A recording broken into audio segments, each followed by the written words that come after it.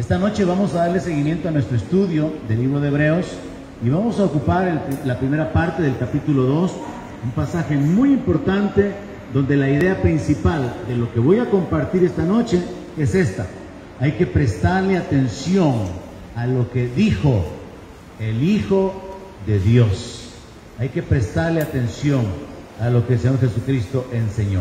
Así que vamos al capítulo 2, verso 1, donde la palabra de Dios dice así: por tanto, es necesario que con más diligencia atendamos a las cosas que hemos oído, no sea que nos deslicemos, porque si la palabra dicha por medio de los ángeles fue firme, y toda transgresión y desobediencia recibió justa retribución, ¿cómo escaparemos nosotros si descuidamos una salvación tan grande, la cual, habiendo sido anunciada primeramente por el Señor, nos fue confirmada por los que oyeron? Mis amados hermanos, una de las cosas que yo pretendo cuando enseño la palabra no solamente es enseñarle lo que la palabra dice, sino que también enseñarle a escudriñar la palabra, enseñarle que usted aprenda y que en oración, dependiendo de la guianza del Espíritu Santo, usted pueda entender, porque las cosas que han sido escritas para nosotros han sido escritas. Fue el clero católico el que prohibió al pueblo leer la Biblia y se atribuyeron que solamente los curas podían interpretarla, pero eso es una mentira. Eso no es el propósito de Dios. Usted tiene que ocuparse de la lectura de la palabra. Usted tiene que ocuparse de meditar en la palabra de Dios, escudriñar las Escrituras como el Señor Jesús lo dijera. Y una de las claves más importantes o fundamentales para entender la Biblia es leerla correctamente.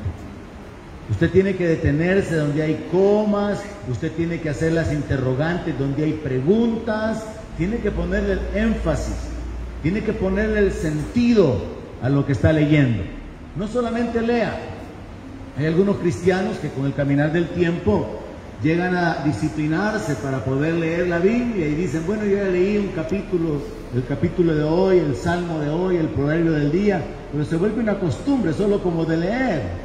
Y hay algún beneficio en solamente leer, a no leer absolutamente nada.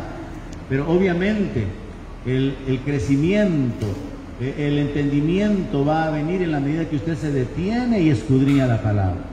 Con ese propósito le repito que yo le he dado claves. Una de las claves es buscar las palabras que lo guían a un tema, a una doctrina en particular, o en otras palabras, buscar palabras clave dentro del párrafo.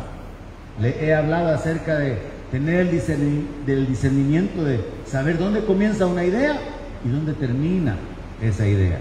Y estos son aspectos prácticos para que usted escudriñe la palabra de Dios. Aquí yo tengo en color amarillo algunas palabras claves de este párrafo. Se nos habla de diligencia, se nos habla acerca de deslizarse, se nos habla de la palabra dicha por los ángeles y de que toda desobediencia recibió retribución. También he subrayado o he resaltado ahí cómo vamos a escapar nosotros si descuidamos una salvación tan grande, la cual fue anunciada y luego fue confirmada. Entonces aquí en amarillo yo pongo las palabras claves, las palabras más importantes, con el propósito de llamar su atención y de enseñarle cómo usted debería de hacer en su Biblia para poder estudiar la palabra de Dios. Ahora, habiendo leído el párrafo y entendiendo que en estos 3 versículos hay un contenido muy importante en el cual detenernos, quiero avanzar hacia la explicación de la palabra o de la frase por tanto. Cuando leemos por tanto, tenemos que entender que el apóstol Pablo lo que está diciendo es: sobre la base de lo que yo ya dije, o habiendo dicho lo anterior, pasa a la siguiente página, por favor. Sobre la base de lo que yo ya dije, de que Dios habló por el Hijo, de que Dios habló muchas veces y de muchas maneras por medio de los profetas, y habiendo establecido la verdad de que el Hijo es mayor que los ángeles, porque los ángeles solo son espíritus ministradores enviados a favor de los herederos de la salvación. Sobre esa base, ahora les digo, dice el apóstol Pablo, es necesario que presten atención. O sea, es necesario que le demos la importancia que tiene la revelación que ahora usted puede tener en sus manos, en la Biblia, en la palabra de Dios que ha sido recopilada, en la cual Dios nos revela su voluntad para nosotros. Ahora, ¿por qué es importante prestar atención?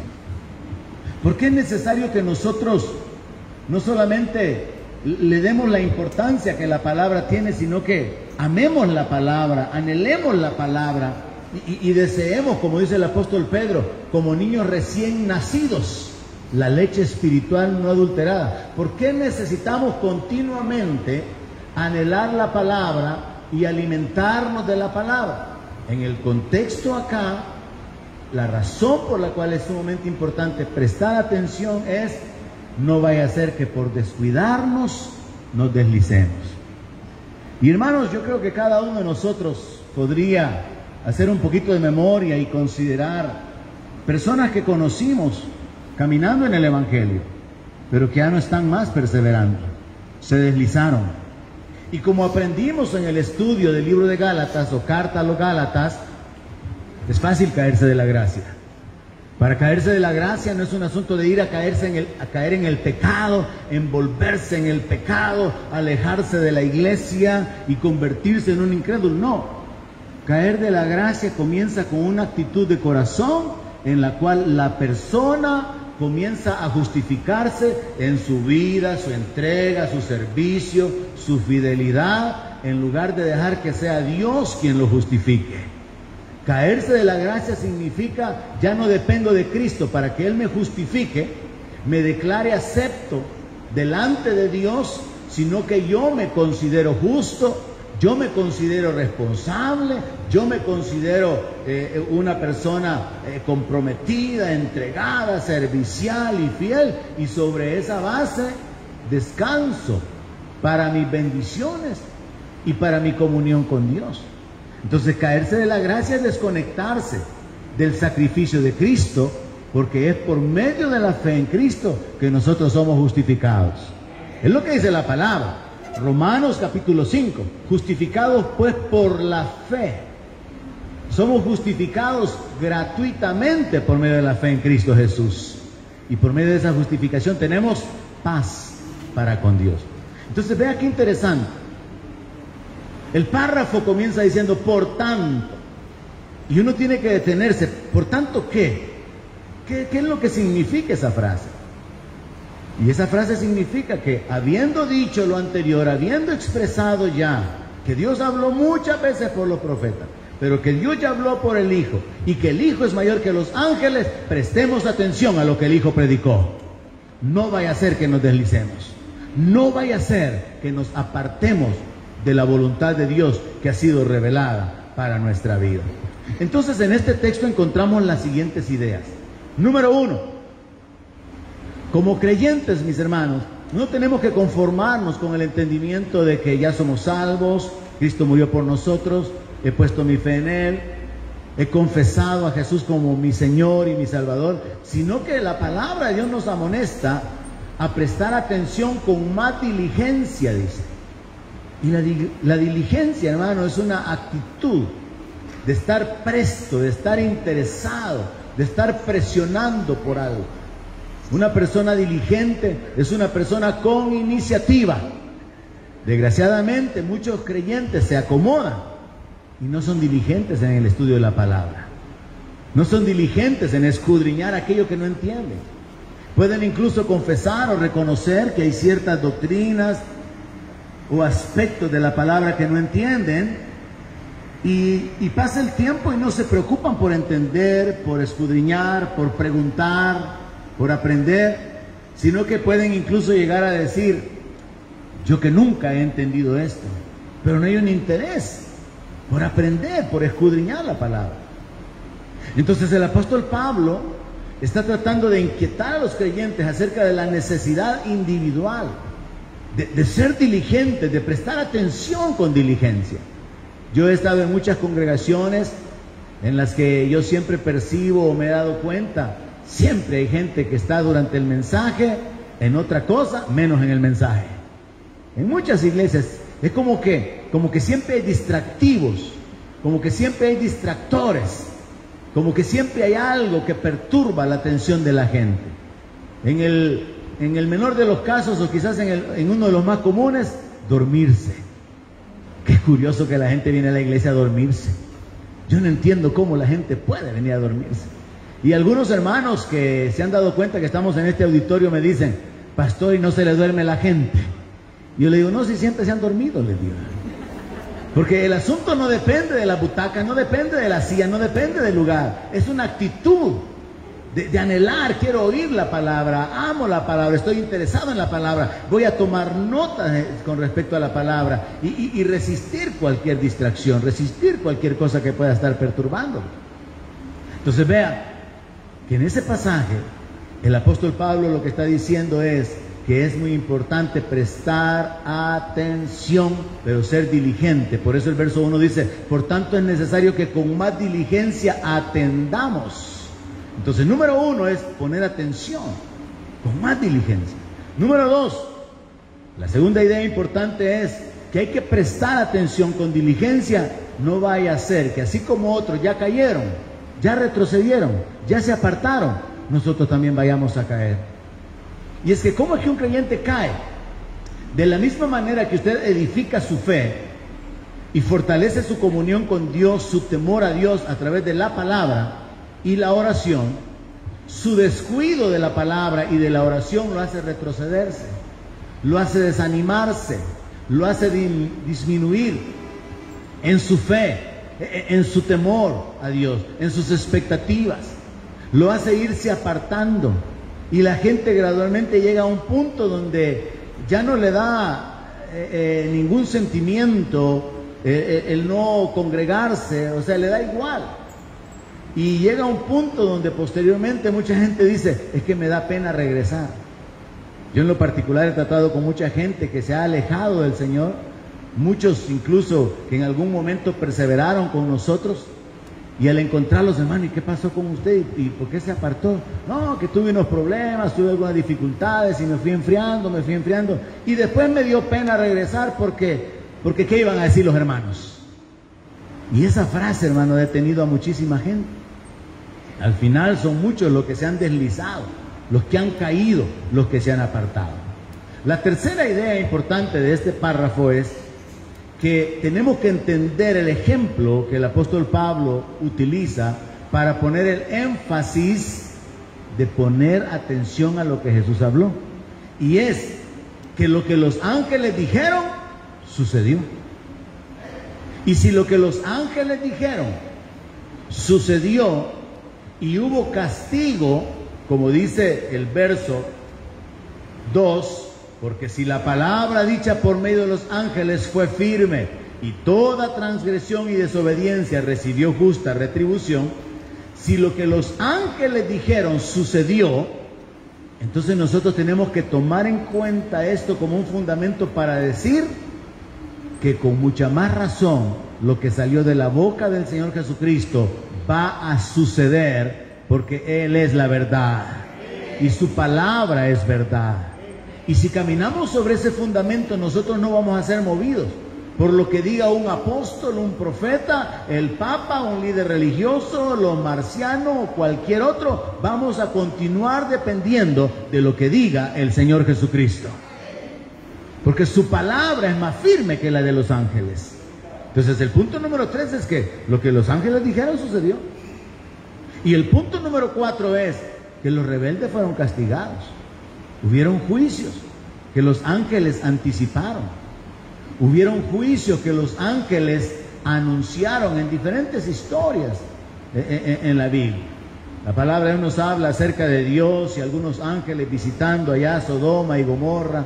Dios enviando algunos ángeles para poder anticipar o traer información o traer un mensaje. Y de eso es de lo que está hablando el apóstol Pablo. Que lo que los ángeles, que son espíritus ministradores enviados a favor de los herederos de la salvación, lo que los ángeles dijeron sucedió, y los que desobedecieron a su palabra fueron castigados. Entonces, sobre este fundamento de que los rebeldes fueron castigados, llegamos al punto número 5, donde entonces el apóstol Pablo hace la siguiente reflexión. Miren, hermanos, y si aquella gente del Antiguo Testamento que recibió instrucciones, recibió la ley incluso por medio de ángeles, si aquella gente del Antiguo Testamento recibieron a los enviados de parte de Dios y lo que ellos hablaron se cumplió y los que se opusieron fueron castigados, viene la reflexión del apóstol diciendo, ¿cómo vamos a escapar nosotros si menospreciamos el mensaje del Hijo? Y si no cuidamos una salvación tan grande que nos ha sido dada. ¿Cuántos creen que la salvación que tenemos es una salvación bien grande, hermanos? O sea, es una salvación muy valiosa. Es una salvación muy costosa. Es una salvación que nadie podría obtener por sí mismo, que costó la sangre de Jesucristo.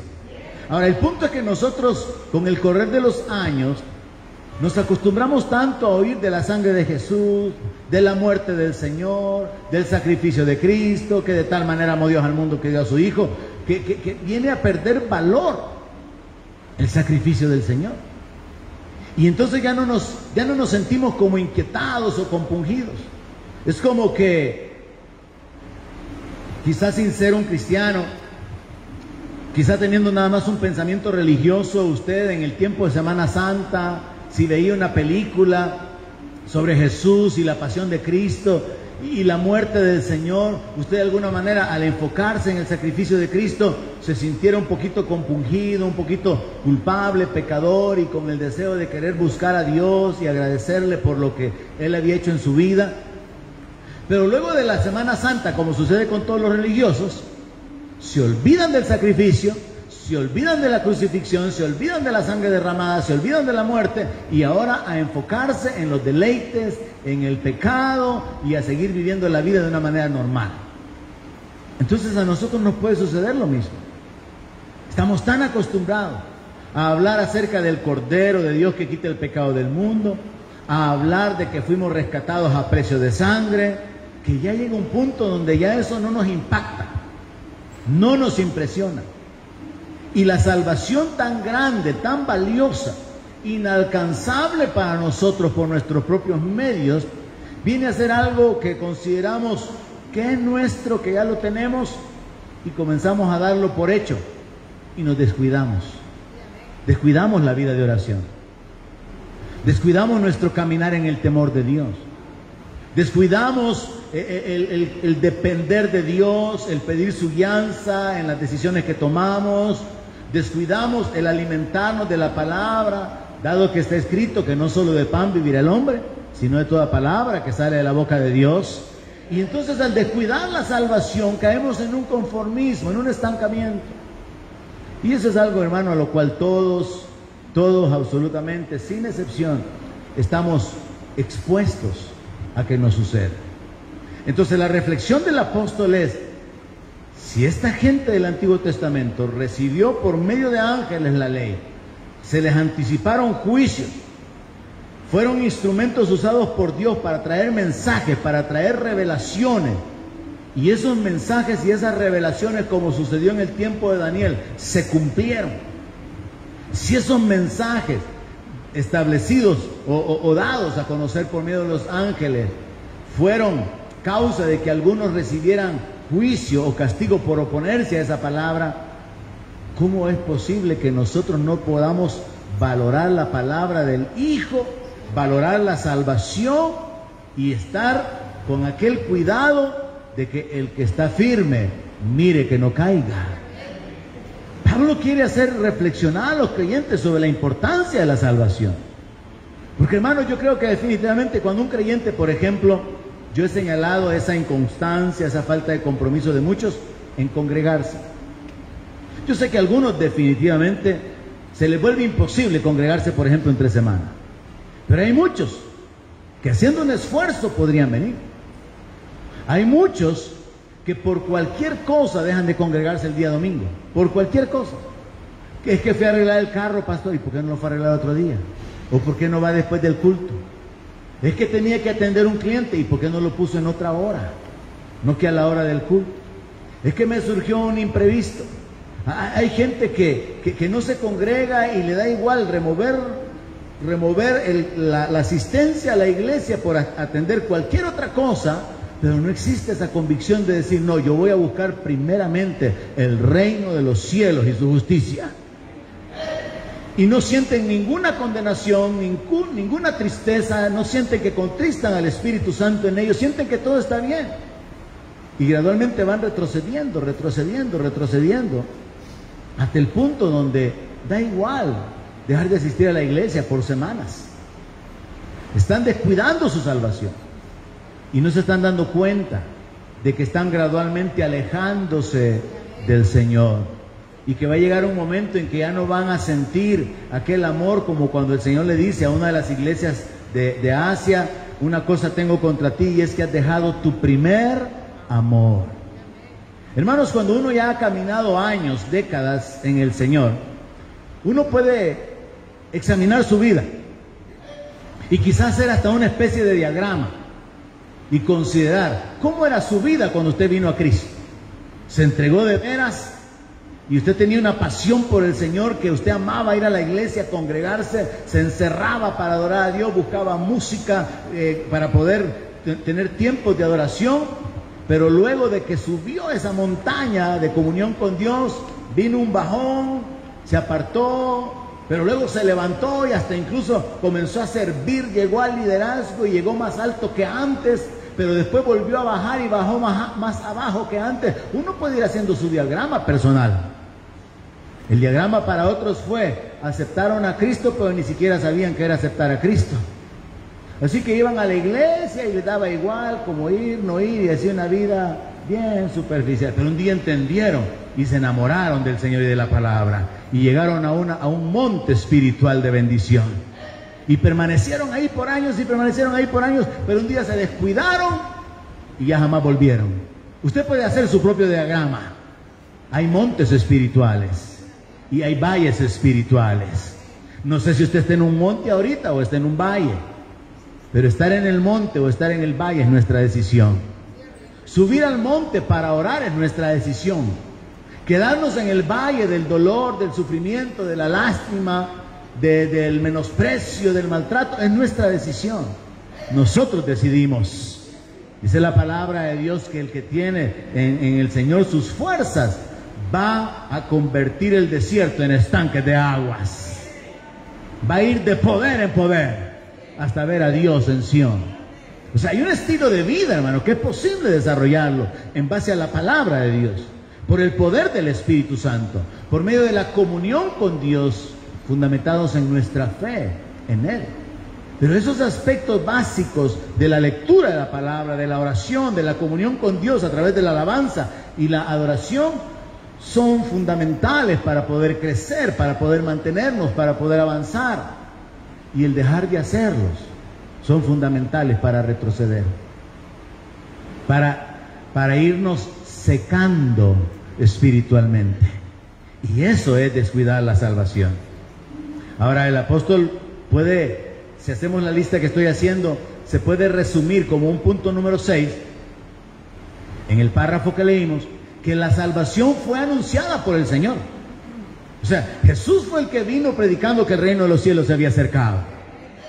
Y Él fue el que dijo, si yo echo fuera a los demonios por el dedo de Dios, es porque el reino de los cielos está cerca. Imagínense que solo el dedo de Dios se necesita para echar fuera a los demonios, ¿no? No se necesita ni la mano, menos el brazo, solo el dedo de Dios, haciendo ver el poder de Dios, la autoridad que le pertenece a Dios contra las fuerzas demoníacas. Entonces el punto 6 sería que la salvación fue anunciada por el Señor. Él fue el que predicó el reino, Él fue el que demostró con los hechos, con las sanidades, con la liberación. Él fue el que mostró con el poder del Espíritu Santo una vida de obediencia al Padre, de santidad, porque Él fue tentado en todo pero sin pecado. Él fue el que anunció la salvación. Pero luego también los que le oyeron a Él confirmaron esa salvación. Muy importante entender que la salvación para Dios, y desde el enfoque bíblico, la salvación no es solamente la vida después de la muerte. La salvación no es solamente la entrada a la gloria. La salvación, en el término y en el enfoque bíblico, es un gran paquete que incluye la sanidad, que incluye la paz de las personas, que incluye la prosperidad de las personas, que incluye la libertad, que incluye estar completo. O sea, hermano, la salvación no es algo que tenga que ver únicamente con resucitar y entrar en el reino de Dios. No, la salvación es un paquete tan completo que afecta nuestra vida en el presente. Y por eso Jesús dijo, si el Hijo os libertare, seréis verdaderamente libres. Porque la salvación incluye la libertad. Ya no ser esclavos. La salvación incluye tener la capacidad de dar en lugar de estar en necesidad. La salvación incluye estar provisto de todo. Mire, yo un día llegué a entender eso y he tratado de transmitírselo a usted. Un día yo llegué a entender esto. Dios ya sabe de qué cosas tengo necesidad, y Jesús lo dijo. ¿Amén? Dios ya sabe de qué cosas usted tiene necesidad ahora. Él ya sabe de qué cosas usted va a tener necesidad en el futuro. Y Él se anticipó y ha hecho provisión para eso. Entender eso, hermano, a mí me hace vivir confiado, sabiendo de que si Dios ya sabe de qué cosas voy a tener necesidad yo, y Él ya hizo provisión, yo voy a caminar en fe sobre su palabra, sabiendo que Él tiene cuidado de mí. Yo he tenido muchas experiencias, he compartido algunas, como siempre lo hago en las predicaciones, donde Dios va proveyendo, Dios va manifestándose, Dios va obrando, manifestando su respaldo en aquellas áreas en las que uno puede experimentar una necesidad. Estaba yo caminando en Belice en una ocasión y un hermano pasó en una moto, pero dice desde que me vio caminando, porque no es normal que la gente camine en Belice, dice que él dijo, ¿y ese loco que va caminando allá quién es? Él en su honestidad y amistad después me confesó, ¿verdad? La cosa es que ve en la moto, me mira y para. Pastor Cornejo, ¿y qué está haciendo aquí? Me dijo. Como me habían dejado en una casita allá en una lomita donde estaba la iglesia, yo decidí salir para no estar encerrado, ir a la única tienda que había ahí en esa ciudad, que había que caminar como unos 2 o 3 kilómetros. Y entonces él me dice, fíjese que yo cuando lo vi dije, y ese loco que va caminando ahí, pero perdóneme, pastor, me dice, ¿sabe manejar moto? Me canso, le dije yo. Pues póngase aquí, me dijo, y me lleva en la moto y me va a dejar y quédese con la moto. Mientras usted esté aquí, ande con la moto para arriba y para abajo para que no tenga que andar caminando. Dios manifestando su provisión y su cuidado. La siguiente vez que yo fui a Belice, porque ustedes saben que he ido varias veces, ya no fue la moto, sino que cuando yo llegué, en la noche, llega una hermana y me dice, pastor, mi esposo le manda las llaves del carro, ese carro que está ahí, para que usted tenga cómo moverse.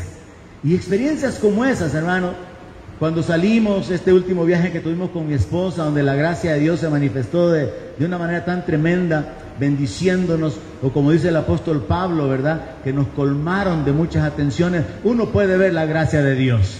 Uno puede ver a Dios moviendo los corazones, las personas, las circunstancias, para poderlo bendecir a uno. Y nosotros experimentamos eso. Ahora, lo que yo estoy tratando de transmitirles es esto. Si la salvación es muchísimo más que resucitar con un cuerpo glorificado y entrar en el reino, si la salvación tiene que ver con el perdón de pecados, con la paz y la justificación, con la sanidad, porque la Biblia dice que Él llevó nuestras enfermedades y sufrió nuestros dolores, si la salvación incluye todo eso, y si la Biblia dice que todas las cosas que pertenecen a la vida y a la piedad nos han sido dadas por medio del conocimiento de Cristo, entonces yo entiendo que Dios, habiendo hecho provisión de todo lo que yo voy a necesitar, es por medio del conocimiento de Cristo y de su obra que yo puedo apropiarme y vivir con la expectativa de que Él tiene cuidado de mí. Y de que la salvación va a manifestarse en provisión, en protección, en sanidad, en perdón, en libertad o en cualquier área en la que yo lo necesite. Por eso es que la Biblia habla de una salvación tan grande, hermanos. Porque no es simplemente de más allá del sol. No es simplemente de que cuando ya se pase lista. No, aquí y ahora Jesús dijo que habían 100 veces más de lo que usted dejara por causa de Él. Y yo lo he predicado, lo sostengo en base a la palabra. Si yo dejé una madre y un padre por causa del Evangelio, entonces tengo derecho a tener 100 padres y 100 madres. Si yo dejé hermanos y hermanas por causa del Evangelio, bíblicamente yo puedo tener cientos de hermanos y hermanas. Y cualquier cosa que yo haya dejado, finanzas, tiempo, habilidades o lo que sea, por causa del reino, son una siembra que va a causar una cosecha para mí. ¿Cuántos lo creen? El asunto es vivir con la convicción verdadera sobre eso. Entonces Pablo habla acerca de una salvación que fue anunciada por el Señor. Una salvación que fue confirmada por los que le oyeron. Y número 7. Dios se involucró con los que oyeron el mensaje y Dios testificó con ellos. Dios respaldó el mensaje con milagros y señales. La iglesia, hermano, después de la resurrección del Señor, tuvo tiempos de oposición, tuvo tiempos de persecución. Mataron a Esteban, persiguieron a los apóstoles, tuvieron que huir de Jerusalén. La iglesia fue esparcida, pero Dios estaba obrando milagros, señales y maravillas. Esto tiene que decirle a usted algo. Podremos tener dificultades en el mundo, podremos tener aflicciones, necesidades y situaciones de injusticia, de maldad, porque nosotros sabemos que el mundo está bajo el poder del maligno. El apóstol Juan escribe eso en la primera carta. Pero nosotros somos de Dios, y mayor es el que está en nosotros que el que está en el mundo. Y Dios puede respaldarnos con señales, milagros y maravillas. Entonces nuestros problemas son la oportunidad para un milagro. Sucedió con hermana Marta Hammond en una reunión. Ella es la esposa del pastor David, directores y pastores de Agua Viva El Salvador, hace algunos años, que estaban en una reunión de mujeres con mi esposa, y había una hermana que siempre acostumbraba en esa reunión tratar de obtener ayuda económica, y le contó su situación y le contó su problema a la hermana, probablemente o seguramente con la expectativa, así como aquel cojo que se quedó esperando que Pedro le diera algo. Y después de que hermana Marta escuchó la historia y la condición económica de necesidad de esta hermana, le dijo, tengo una palabra que decirle de parte de Dios. Eso que usted está viviendo es una gran oportunidad para un milagro. Yo me atrevo a pensar que esta hermana se ha de haber sentido frustrada, porque ella pensó que dice, tengo una palabra de parte de Dios, Dios me ha dicho que le dé esto. Porque eso es lo más fácil. Y eso es lo que muchas veces la gente espera. Pero yo quiero que usted salga de aquí esta noche con esta convicción también. Su problema de ahora es una oportunidad para un milagro. Si usted no puede con esa situación, Dios puede hacer algo. Pero Dios sabe si usted puede. Y si Dios sabe que usted puede, va a dejar que usted haga lo que usted tiene que hacer. Porque Dios no va a hacer su parte. Hay algo que nos corresponde a nosotros. Hay algo que le corresponde a Dios. Dios obra en lo imposible. Nosotros tenemos que actuar en la responsabilidad, en lo que nos corresponde a nosotros. Entonces nosotros podemos ver que la iglesia comenzó con un gran respaldo, siendo perseguida, habiendo personas que estaban encarceladas, siendo asesinadas, habiendo mártires, pero a pesar de ese ambiente de persecución, Dios obraba milagros, Dios obraba maravillas, Dios obraba sanidades. Y usted lee ya a la altura del apóstol Pablo en su ministerio pleno, que la gente, que Dios hacía milagros extraordinarios por medio de Pablo. Usted lee en la palabra que la gente creía que la sombra de Pedro sanaba, y que traían a los enfermos para que la sombra cayera sobre ellos. Pero era la unción que había sobre Pedro. Pero era por causa de que estaban llenos de Dios. Era por causa de que estaban en comunión con Dios, estaban caminando en salvación. Por eso es que Pedro le pudo decir al cojo, lo que tengo te doy. Pedro tenía vida, Pedro tenía autoridad, Pedro tenía el conocimiento de que el nombre de Jesús es un nombre sobre todo nombre. Así que Pedro le dio al cojo lo que él tenía, le dio de la vida que había en él, y ese cojo fue levantado. Entonces nosotros podemos aprender que el mensaje dado por el Hijo fue confirmado por los que le oyeron, en el sentido de que no era únicamente un mensaje para el futuro, para el reino, para después de la muerte, sino que era un mensaje que, como dije ya, la salvación abarca todas las áreas de la existencia humana, y los que le oyeron ese mensaje testificaron o confirmaron que ese mensaje era verdadero al recibir la sanidad, al recibir la provisión, al recibir milagros. Pero luego Dios se involucra y testifica con ellos, como dice el verso 4, con milagros y señales. El verso 4 dice, testificando Dios juntamente con ellos, con señales y prodigios y diversos milagros y repartimientos del Espíritu Santo según su voluntad. El Hijo dio el mensaje. Los que oyeron el mensaje lo confirmaron y dijeron, es cierto, tenemos vida, tenemos paz, tenemos perdón, recibimos milagros. ¿Qué cree que decía el hombre de la boda de Canaán cuando supo que Jesús había hecho el milagro de la multiplicación del vino? Hay un hombre que hace milagros. Amén. ¿Qué cree que dijo Pedro cuando Jesús lo mandó a pescar y le dijo, el primer pez que atrape va a tener una moneda, lo vas a dar por ti y por mí como pago de impuestos? Él podía decir, hay un hombre que hace milagros. Pudieron ver la realidad de la salvación, de la provisión, del perdón de pecados. ¿Qué cree que dijo la mujer a la cual Jesús le dijo, vete y no peques más, ni yo te condeno? Pues ella podía hablar de la paz, del perdón, de la libertad, porque todo eso, mis hermanos, está incluido en la salvación.